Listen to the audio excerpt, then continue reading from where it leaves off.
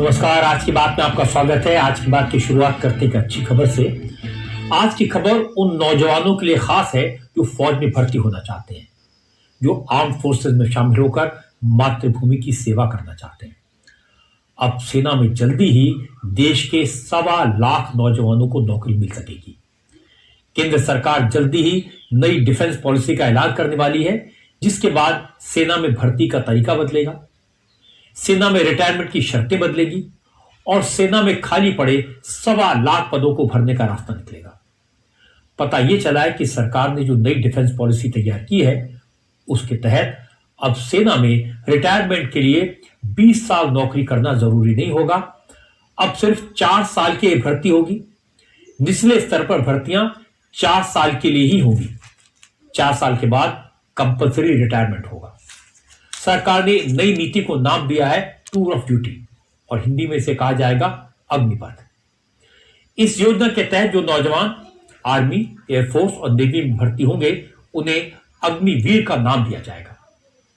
सरकार की योजना में क्या है, सिलेक्शन कैसे होगा, क्या क्राइटेरिया होगा, कितने साल की नौकरी होगी, कितनी सैलरी होगी और 4 साल के बाद जब नौजवान सेना से रिटायर होंगे तो क्या करेंगे, सेना में 4 साल की नौकरी का क्या फायदा होगा, क्या इससे भविष्य में नौकरी पाने में मदद मिलेगी, रिटायरमेंट में सरकार क्या क्या बेनिफिट देगी, इन सारे सवालों के जवाब आज मैं आपको विस्तार से दूंगा।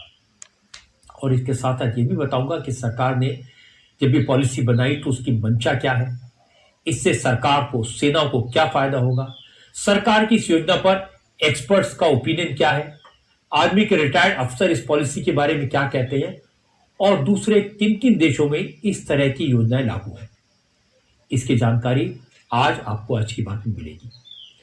तो सबसे पहले मैं आपको बताता हूं आखिर सरकार की नई डिफेंस पॉलिसी में क्या है। सरकार सेना में भर्ती की प्रक्रिया को किस हद तक बदलने का प्लान बना रही है। असल में सरकार जिस नई डिफेंस पॉलिसी का ऐलान करने वाली है, उस पर 3 साल से काम हो रहा है। आइडिया है प्रधानमंत्री नरेंद्र मोदी का। मोदी की सोच यह है कि देश के हर नौजवान को आर्मी, नेवी और एयरफोर्स में काम करने का मौका मिलना चाहिए। जो नौजवान फौज में काम करना चाहते हैं, उन्हें अवसर देना जरूरी है। लेकिन मुश्किल है कि हमारी फौज में जवानों और अफसरों की संख्या कुल मिलाकर 12 लाख ज्यादा से ज्यादा हो सकती है। एक बार जब किसी नौजवान की भर्ती हो जाती है तो इस समय का जो नियम है उसके मुताबिक कम से कम 20 साल तक उसे नौकरी में रहना होगा। तो इस दौरान उस पद के लिए भर्ती नहीं हो सकती। इसीलिए सरकार ने एक नया फॉर्मूला निकाला। अब फौज में नौकरी सिर्फ 4 साल की होगी। टूर ऑफ ड्यूटी की नीति लागू होने के बाद जब भर्तियां शुरू होगी, उसके 4 साल के बाद हर साल कम से कम 1 लाख नौजवानों को आर्मी, एयरफोर्स और नेवी में भर्ती होने का मौका मिलेगा। यानी हर साल सेना में कम से कम 1 लाख से ज्यादा भर्तियां होंगी।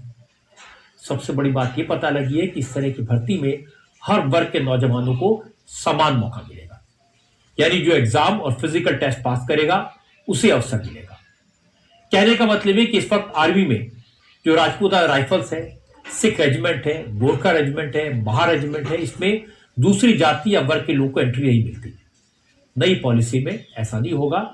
जहां जगह होगी, जहां पोजीशन खाली होगी, जहां जरूरत होगी, उन सभी रेजिमेंट में अग्निवीरों को तैनात किया जाएगा। टीओडी या अग्निपथ स्कीम यूनिट्स में क्वालिटेटिव सुधार के साथ साथ राष्ट्र के भले के लिए